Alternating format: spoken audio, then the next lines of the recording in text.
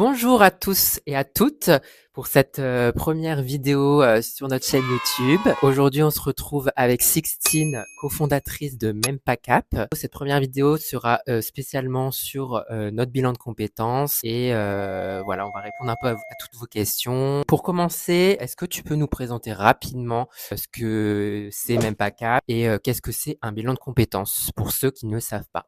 Mempacap, c'est un organisme de bilan de compétences, un organisme de formation qui spécifiquement fait du bilan de compétences, qui a été fondé en 2018, si mes souvenirs sont bons, donc par mon grand frère Yves, notre mère Aliette et moi-même. Et c'est donc un organisme qui, depuis le toujours, fait du bilan de compétences à distance, avec un format en visioconférence pour la partie entretien avec le coach qui suit le bénéficiaire, et des exercices en ligne qui se font sur notre plateforme, qui correspondent en fait au travail individuel qu'on demande aux gens et entre les entretiens du bilan. C'est le travail qui permet en fait de fournir de la matière au coach pour la réflexion et pour que il puisse y avoir des avancées dans l'introspection et dans la réflexion pour le bénéficiaire. Le bilan de compétences, qu'est-ce que je peux dire de plus? C'est une formation qui est quand même très bien encadrée et qui a pour objectif principal d'aider les gens à identifier un projet professionnel. Donc ça peut être un projet de formation ou un projet de métier ou une manière de travailler en fait. L'idée c'est vraiment de se dire à la fin d'un bilan de compétences, c'est quoi le prochain chapitre de ma vie pro et d'avoir un plan d'action pour le réaliser. Très bien, merci Sixtine pour cette explication. J'espère que ça a éclairé un peu plus de personnes derrière leur écran. Donc là, on va passer par la deuxième partie, un peu Q&A, questions-réponses. J'ai sélectionné un peu toutes les questions qui ressortaient le plus,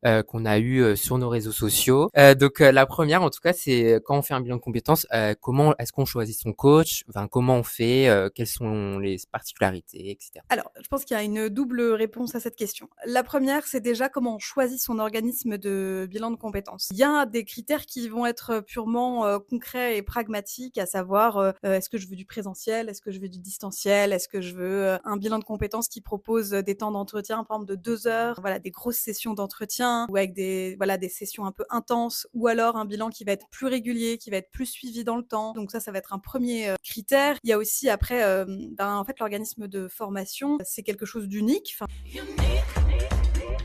C'est un organisme qui a été monté par des gens qui ont des valeurs, qui ont une envie de transmettre une formation d'une certaine manière. Typiquement, si vous connaissez un peu Mempacap, je pense par exemple au côté extrêmement ludique, fun et léger qu'on essaye d'intégrer vraiment partout, dans toute l'expérience des gens qui, du moment où ils nous découvrent jusqu'à la fin de leur bilan de compétences, on essaye vraiment d'insuffler cette bonne humeur à toutes les étapes. Ça, c'est un choix en fait, typiquement de notre organisme. Et ça peut être un critère de choix qui font qu'il y a des gens qui nous choisissent ou pas.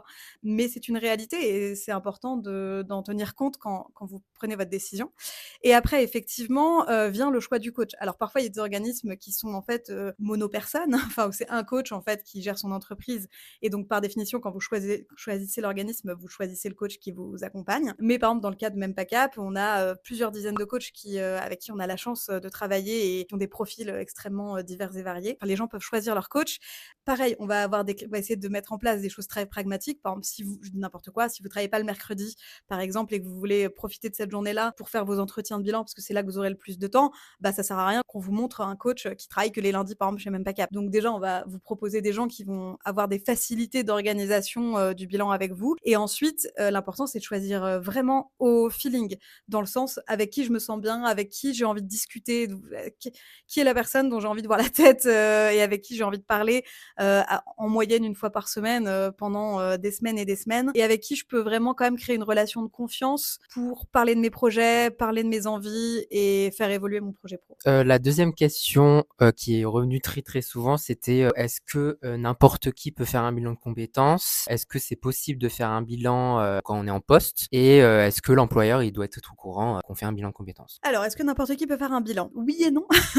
N'importe quel actif, mais c'est quand même mieux et recommandé d'avoir quand même un petit peu d'expérience professionnelle. Si ça fait une semaine que vous travaillez, vous avez fini vos études il y a 15 jours, même si vous avez des doutes sur votre avenir professionnel, c'est important d'emmagasiner un minimum d'expérience professionnelle, parce que le bilan, il va se servir de vos expériences précédentes pour vous faire réfléchir. Et si vous n'avez pas d'expérience sur laquelle vous appuyer, en fait, vous et le coach, vous moulinez dans le vide. Donc c'est quand même plutôt destiné à des gens qui vont avoir de l'expérience professionnelle. Ça peut être en alternance, ça peut être pas qu'une histoire d'âge. Vous avez très bien pu faire un CAP, un BEP ou avoir commencé une vie professionnelle un peu plus tôt que la moyenne ou un peu plus tard que la moyenne. Ça n'a pas d'importance. C'est vraiment la notion d'expérience qui est importante. Donc, est-ce que c'est pour tout le monde? Oui, globalement. Et puis, pareil, si vous êtes à la retraite, ben, par définition, ça n'a pas d'intérêt de faire un bilan de compétences. Ça va être plus compliqué. Et il y a plein d'autres outils en fait qui existent pour ces cas-là spécifiquement. Ensuite, il y avait l'histoire de l'employeur. Non, votre employeur n'est pas du tout obligé d'être au courant que vous faites un bilan de compétences. Vous avez le droit d'avoir envie d'en parler et d'en discuter dans le cadre de votre évolution en interne et pour vos projets dans votre entreprise actuelle. Mais c'est en aucun cas une obligation. Si vous utilisez par exemple votre CPF pour financer votre bilan de compétences, il n'y a aucun lien avec votre employeur. Il ne saura en aucun cas ce que vous avez fait de cet argent et où est-ce que vous avez décidé d'aller pour faire votre bilan. Il y avait une deuxième moitié de question. La deuxième, c'est est-ce que, du coup, est-ce que c'est possible de faire un bilan quand on est en poste? Comment on fait, les horaires? Est-ce que Oui, c'est tout à fait possible de le faire quand on est en poste. C'est d'ailleurs, je vais pas dire de bêtises, mais c'est quasiment la majorité, je pense, des gens qu'on a chez Mempacap, quasiment une personne sur deux, en tout cas, c'est certain. Donc oui, tout à fait compatible. Le vrai sujet, c'est les horaires avec le coach. Donc nous, c'est pour ça que chez Mempacap, on a voulu proposer des horaires élargis avec une possibilité de rendez-vous tôt le matin, tard le soir, sur l'heure du déjeuner. Régulièrement, on propose des rendez-vous le samedi, parfois même le dimanche, pour vraiment être compatible avec tous les agendas. Mais c'est tout à fait possible de le faire en poste. Ça, le fait de se poser des questions et de s'interroger et de vouloir savoir si on est bien à sa place, c'est un chamboulement, mais pas au point de devoir tout mettre en pause ou d'attendre d'être en arrêt ou au chômage ou je sais pas quoi pour le faire. C'est tout à fait compatible avec le fait de fonctionner normalement avec son travail actuel. et du coup, par exemple, il y a les personnes qui veulent poser des vacances, pour être en même temps que leurs enfants en vacances scolaires. Est-ce que, on peut faire une petite pause, de leur bilan ou comment ça se passe? Oui, c'est tout à fait possible. En fait, nous, quand on a créé Mempacap avec Yves et Aliette, notre but avec le distanciel, c'était vraiment de rendre le bilan de compétences accessible au plus grand nombre et de pas être limité au fait d'avoir quelqu'un, un coach ou un professionnel du bilan de compétences à côté de chez soi pour avoir la chance de bénéficier de ce dispositif. Rendre accessible, ça veut dire gommer la distance géographique avec le professionnel avec qui on travaille et puis c'est aussi le rendre flexible et confortable pour que ce soit compatible avec la vie de tous les jours des gens. Donc c'est tout à fait possible de mettre en pause le bilan le temps de partir en vacances. Alors évidemment, si vous partez 3 mois ou 6 mois, c'est pas la même chose que si vous partez 15 jours l'été avec vos enfants ou seul. Mais du coup, tout ça, ça se prévoit et ça s'organise et le rythme, il est pensé pour être régulier parce que on pense en tout cas, nous, dans notre philosophie de bilan, que c'est comme ça que on progresse. Mais ça n'empêche pas que on n'est pas obligé d'être sur un rendez-vous absolument une fois par semaine pour que ça fonctionne. On peut tout à fait s'organiser pour s'adapter aux événements de la vie qui font partie du chemin. Combien de temps ça prend un bilan de compétences, même chez Mempacap? Est-ce qu'il y a des différents est-ce que ça peut prendre plus ou moins de temps, selon les bilans, Alors, chez Mempacap, le bilan de compétences, c'est en fait 10 séances avec son coach en entretien. C'est des séances qui durent généralement 1 heure. Il y en a qui sont un petit peu plus longues parce qu'on sait qu'il y a des parties du chemin qui sont un petit peu plus denses et donc du coup on s'adapte et on prévoit plus de temps pour celles-là. Le reste du temps, c'est le travail en fait individuel dont je parlais qui se fait sur la plateforme avec les exercices et les divers contenus qu'on doit travailler pour faire avancer la réflexion. Et généralement chez Mempacap, c'est réparti sur à peu près 3 mois. C'est à peu près une séance par semaine avec un peu de place pour de la flexibilité en général. et du coup, un bilan de compétences, qu'est-ce que ça apporte pour les personnes qui souhaitent en faire un et jusqu'où va, le bilan de compétences? Qu'est-ce qu'on y apprend? Qu'est-ce qu'on Quoi ça sert voilà. finalement?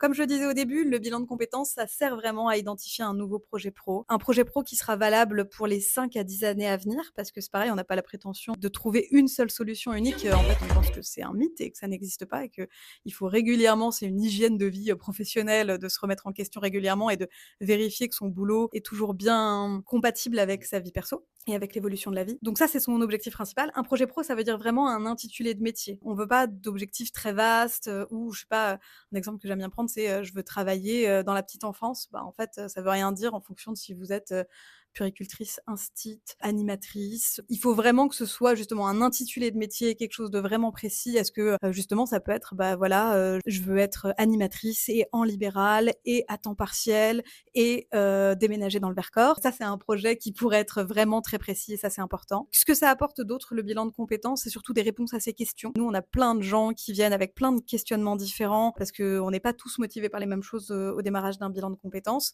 Et l'important, c'est juste de prendre du temps pour répondre à ces questions. J'avais encore un super exemple cette semaine d'une personne qui remplissait notre questionnaire de satisfaction et qui avait redécouvert un amour pour son travail actuel en faisant le bilan alors qu'elle était convaincue qu'il fallait qu'elle change pour être heureuse. Et donc voilà, il y a plein d'issues qui sont diverses et variées, mais l'important, c'est que ça apaise des points de tension et que ça réponde aux questions que les gens se posaient en arrivant. Souvent, c'est un bénéfice un peu secondaire, j'ai envie de dire, mais les gens nous parlent beaucoup du regain de confiance en eux, que le fait de faire le bilan, ça permet vraiment de prendre conscience de tous ces points forts, de ses atouts, de ses expériences, de tout ce qu'on a accumulé comme expérience et comment le valoriser, à la fois dans la vie pro, mais aussi souvent dans sa vie perso. Souvent, c'est quand même des expériences qui sont assez porteuses pour les gens et ça, c'est toujours très agréable d'avoir ce retour. Lors du bilan de compétences, quelle est la charge émotionnelle, l'investissement, dans le bilan? C'est une très bonne question.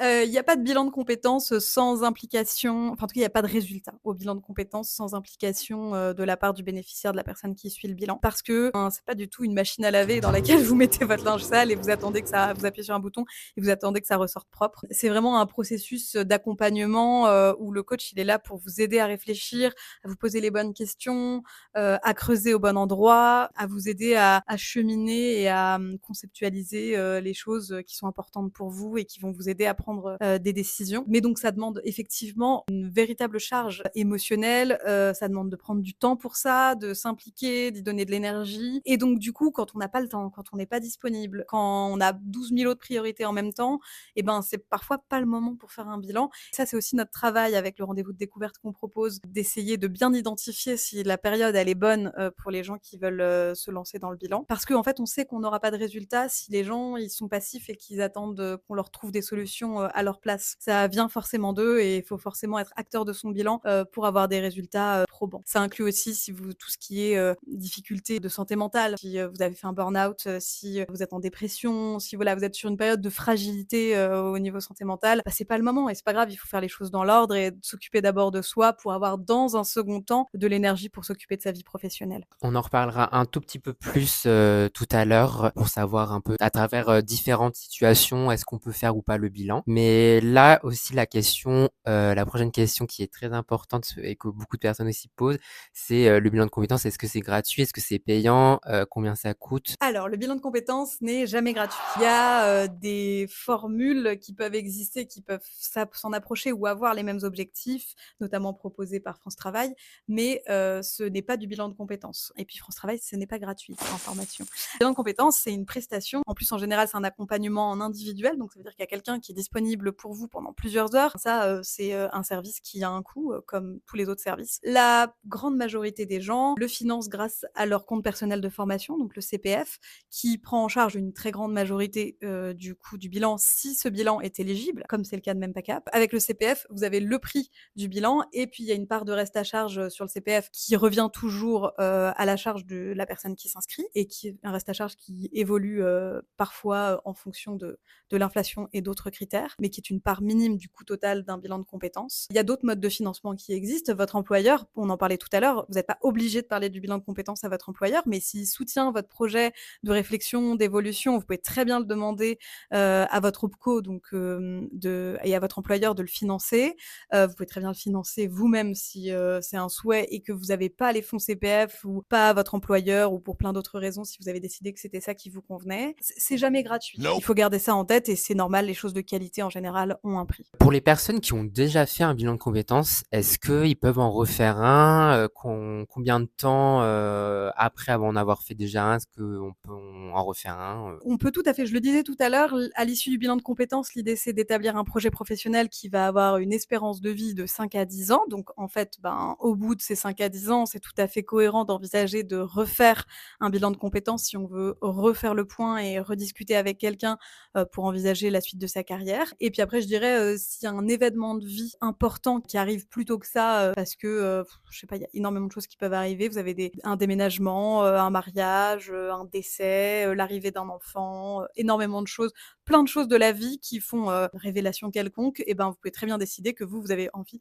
d'en rediscuter, plus tôt et redémarrer un bilan de compétences. Ça sert à rien de le faire tous les ans pour, savoir où vous allez parce que ça va vous épuiser, mais c'est tout à fait possible de recommencer. Après avoir fait un bilan de compétences, est-ce que on change automatiquement de domaine d'activité? Est-ce que c'est juste un domaine d'activité qu'on leur dit à la fin, vous êtes fait pour tel domaine, ou est-ce que c'est un métier précis qu'on donne à la fin? Quels sont les résultats? Déjà, j'aime beaucoup la formulation de la question parce que c'est jamais nous qui donnons quoi que ce soit. C'est toujours la décision de la personne qui fait son bilan, l'issue d'un bilan. C'est toujours votre décision, même si quelqu'un vous dit: «Franchement, je vous le recommande pas, ça a l'air compliqué comme choix, vous allez galérer». Bah, même si on vous dit ça, bah, vous avez le droit de partir avec votre idée et c'est pas grave. Nous, c'est notre devoir de vous avertir de notre croyance en la faisabilité de votre projet, mais c'est pas nous qui décidons pour vous. Vous faites bien ce que vous voulez. Donc c'est vous qui décidez. Comme je disais tout à l'heure, un projet pro, c'est forcément un intitulé de métier qui va être précis. Mais effectivement, à l'issue d'un bilan, on a plein de cas différents. On a des gens qui vont vraiment changer de métier et faire changer de domaine, changer de secteur, changer complètement de quotidien. On a des gens qui vont décider de garder le même métier, mais souvent ils mettent en place des changements autour de ça. Soit par exemple, je sais pas, je suis comptable, salarié, bah, je vais devenir indépendant parce que en fait, je veux sortir du salariat, ou inversement, ou alors je vais juste changer d'entreprise parce que j'en ai marre de cette activité-là, où j'ai besoin de renouveau et de changement. Ça peut aussi être juste de rester à son poste avec son job et de effectivement retomber amoureux de son travail, ou redécouvrir sa passion ou son intérêt pour son métier initial. Et puis parfois, il y a aussi des changements personnels. Je parlais d'événements de vie juste avant. Ça peut très bien être de se dire, mais en fait, moi, mon travail, il me plaît, c'est juste là, ma maison, elle est trop loin de mon travail, c'est trop spécifique pour changer d'entreprise, pour changer de métier. Bah, en fait, il faut que je déménage, il faut que je me rapproche de mon travail, ou il faut que j'aille vivre au bord de la mer, que sais-je. Ça peut aussi être un projet de se dire, je suis infirmière, je reste infirmière, mais je vais aller être infirmière au bord de la mer. Ça peut être une issue de bilan entendable. Et le soleil, on en a besoin. Donc voilà, c'était ma dernière question, mais là, on va passer à la phase suivante, donc parce qu'on a beaucoup de personnes qui se posent des questions, donc de quand est-ce que c'est le bon moment pour faire un bilan de compétences. Donc là, ça sera de répondre. Je vais te donner un peu de quelques situations diverses et variées, et me dire hyper rapidement si est-ce que ils peuvent faire le bilan ou pas. Donc la première situation, c'est je m'ennuie dans mon job, mais je ne sais pas du tout ce que je veux faire à la place. Carrément compatible avec le bilan de compétences. On l'a pas dit, mais quand le bilan de compétences, au début, vous pouvez aussi bien ne pas du tout savoir ce que vous voulez faire et être complètement dans le flou, ou avoir une idée en tête que vous voulez creuser, approfondir, valider, pour savoir si c'est une bonne idée et si c'est bien fait pour vous. Deuxième situation, c'est je reviens de congé maternité et j'ai du mal à me remobiliser professionnellement car mes priorités ont évolué. Ça me parle, le retour de congé maternité, mais en l'occurrence, je n'ai pas ce problème. Mais oui, tout à fait, ce que je disais, en changement de vie, un événement marquant, le fait d'avoir des priorités qui changent, de plus avoir envie d'exercer son métier de la même manière qu'avant, c'est tout à fait un bon moment pour se poser des questions et envisager un bilan de compétences et remettre les choses à leur place. Troisième situation, donc c'est je me demande si je suis fait ou faite pour entreprendre ou rester salarié. Oui, toujours, pareil, je recommande le bilan. J'en parlais, parfois c'est pas le métier en question, qu'on va travailler, mais plutôt les conditions, la manière, de l'exercer, et de se demander si on est plus fait, pour, voilà, être indépendant, pour être salarié, c'est pour, être à temps partiel, à temps complet. C'est tout à fait des réflexions qui peuvent être menées au cours du bilan de compétences. Quatrième, c'est je sais exactement ce que je veux faire, mais j'ai juste besoin d'une formation. Bah là, non. Le bilan de compétences, c'est pas recommandé. Comme je le disais, vous pouvez très bien avoir une idée dans votre tête de, je sais pas, là, je fais un métier administratif, mais j'ai toujours rêvé de faire de la coiffure parce que c'est ça ma passion. Mais je me demande, je sais pas bien les formations, je me demande si c'est fait pour moi, est-ce que je suis pas trop âgée, est-ce que je peux commencer à 40 ans, est-ce que je peux... Il y a plein de questions qui viennent derrière, et ben là, le bilan de compétences est adapté. Par contre, si vous arrivez en disant, moi en fait, je sais que je veux tout mettre derrière moi, je sais que je veux être coiffeuse, la question, je me demande juste maintenant, c'est comment je fais pour y arriver, et ben dans ces cas-là, il y a d'autres professionnels qui sont plus adaptés pour vous guider dans votre parcours. Il faut vraiment associer le bilan de compétences à la notion de réflexion au départ. Et même si à l'issue du bilan de compétences, on va travailler sur un plan d'action qui permet de mettre en place son projet, c'est important de le dire, il faut vraiment que ce soit allié avec la réflexion qui va au début. On peut pas faire un bilan de compétences avec que la moitié de la réflexion et dire bah, je passe le début du bilan et j'arrive directement à la partie plan d'action. Si vous en êtes déjà là dans votre réflexion, c'est qu'il y a d'autres professionnels qui sont plus adaptés pour vous, typiquement un CEP, et vous pouvez vous renseigner autour de vous pour être accompagné sur ce projet. Ensuite, on a une personne qui, je fais déjà le job officieusement depuis des années, mais je n'ai pas le diplôme. Ça arrive plus souvent qu'on ne le croit et dans ces cas-là, si le but c'est vraiment de garder le même métier, enfin de faire la même chose au quotidien, mais d'avoir de la valorisation et avoir la reconnaissance de diplôme du métier qu'on fait déjà, ça c'est plutôt la VAE qu'il faut regarder, donc la validation des acquis de l'expérience, c'est vraiment fait pour ça. On a des gens qui font un bilan de compétences avant parce qu'ils connaissent pas la VAE ou qu'ils ont besoin de justement partager cette réflexion avec un coach pour se dire la solution pour moi c'est la VAE. Mais si vous savez déjà que c'est ça que vous voulez, eh ben vous pouvez aller directement vous renseigner sur ce sujet et trouver quelqu'un pour vous accompagner sur la validation des acquis de l'expérience. Ensuite, on a une personne qui est complètement épuisée et elle en peut plus, elle dort mal et elle pleure souvent. Elle peut faire un bilan ou pas? Bah non, du coup, on en parlait aussi juste avant. La santé mentale, c'est quand même un des gros critères. On l'a dit, le bilan de compétences, pour avoir des résultats, il faut être apte à s'impliquer dans le processus. Du coup, là, en tout cas, de l'extérieur, les symptômes dont on parle, c'est pas quelqu'un qui est en suffisamment bonne forme pour se consacrer à sa vie professionnelle. Il faut d'abord prendre soin de soi, passer par un médecin, par éventuellement un professionnel de santé mentale, pour d'abord se remettre sur pied et dans un second temps, il sera le temps de s'occuper de sa vie professionnelle. Ensuite, mon manager me met une pression énorme et ça devient invivable. Alors, je dirais qu'il y a une première étape qui est déjà si le problème, c'est juste le manager, on va dire, je pense qu'il y a déjà des choses à essayer de mettre en place, en interne dans son entreprise, soit en parlant avec son N+2 s'il y en a un, ou avec, du coaching en entreprise ou de la médiation, enfin voilà, peut-être essayer déjà de résoudre quelque chose, qui pose problème en interne. Si par contre, vous savez déjà que vous voulez partir et que l'idée, c'est de quitter cette entreprise à cause de ce manager et que vous savez que vous ne voulez plus être là, dans ces cas-là, le bilan de compétences, ça peut être une solution. Et dernière situation, on m'a dit de faire un bilan, mais moi, je vois pas l'intérêt. Bah oui, alors clairement, on en revient à ça. S'il faut que vous veniez de votre plein gré, enfin les gens qui sont envoyés pour faire un bilan de compétences parce qu'on leur a recommandé, parce qu'on leur a dit: «Ah, ce serait bien pour toi», mais qui ont pas, eux, envie d'être là, ben, ça n'a aucun intérêt, ils vont pas s'impliquer. Si vous avez pas envie d'être là, ben, vous aurez pas envie de faire le travail qui est nécessaire pour avoir des résultats, donc c'est dommage. Non, il vaut mieux que ça vienne des gens. Dernière petite question, pourquoi même pas Cap et pas un autre organisme? Au-delà du fait que moi, je pense personnellement que c'est le meilleur bilan de compétences qui existe, mais je suis forcément partiale. Je pense surtout qu'on en revenait à ce que je disais au début, l'important c'est de choisir pour les bonnes raisons un organisme. Je pense qu'on propose quelque chose d'assez unique pour que ça suffise en fait comme argument. Si vous voulez penser à votre vie pro sans vous prendre la tête, dans la légèreté, en parlant de sujets sérieux, sans trop vous prendre au sérieux, enfin en laissant de la place pour de la légèreté, pour de la bonne humeur au milieu de ça. Si vous n'avez pas peur qu'on utilise des gifs d'Harry Potter à un moment donné, et pas que d'Harry Potter, de plein d'autres références pop culture. Si vous avez pas peur du distanciel et que le fait de d'avoir un super coach mais qui habite peut-être à des centaines de kilomètres de chez vous, c'est une bonne solution. Vous pouvez choisir même PACA, vous pouvez choisir effectivement votre coach, vous pouvez faire ça dans un super contexte et il y a une super équipe derrière. Vous avez vraiment derrière vous toute une équipe qui veut votre bien et qui veut votre réussite. Et je pense que ça c'est important parce que il y a pas que le coach qui est en face de vous, il y a vraiment tous les gens qui sont chez Mempacap, qui mettent tout en œuvre pour votre réussite et qui vous soutiennent. Si ça c'est des choses qui vous parlent, et ben tant mieux, venez faire votre bilan chez Mempacap, on sera ravis. Et si la bonne option pour vous c'en est une autre, et ben c'est super aussi.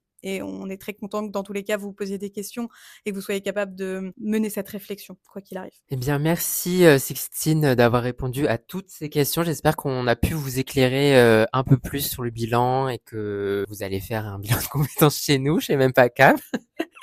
Raison de plus.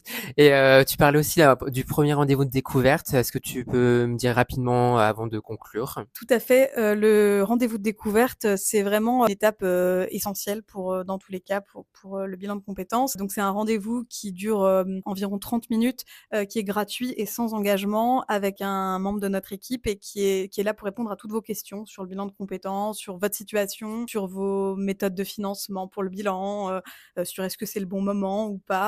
Voilà, vous pouvez vraiment échanger avec quelqu'un et c'est vraiment la porte d'entrée, j'ai envie de dire, chez MempaCap et pour vous lancer dans notre bilan de compétences et si c'est aussi l'endroit pour découvrir si le bilan, c'est la bonne option pour vous ou pas. Ça sert à ça et il faut pas hésiter encore une fois, à se poser des questions, si vous pensez que ça peut vous convenir et que ça peut être un bon outil pour vous. Eh bien, merci. En tout cas, n'hésitez pas, si vous avez d'autres questions, à nous les mettre en commentaire. On essaiera d'y répondre à tout le monde au maximum. Et en tout cas, on se dit à la prochaine pour une prochaine vidéo. Et encore merci Sixtine et Merci à peut-être toi. à bientôt. Merci beaucoup, au revoir. Au revoir.